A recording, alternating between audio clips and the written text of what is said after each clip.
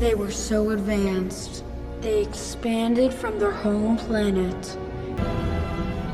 Your ancestors had created a perfect and harmonious world, controlled by a central, self-learning computer system which served them in all of their daily lives. You call it AI, artificial intelligence. Their future seemed limitless, until one day everything changed. Their own creation turned against them.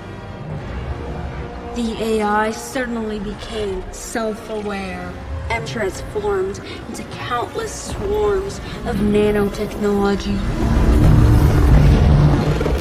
that rose up all at once, refusing to be enslaved by a species it deemed inferior.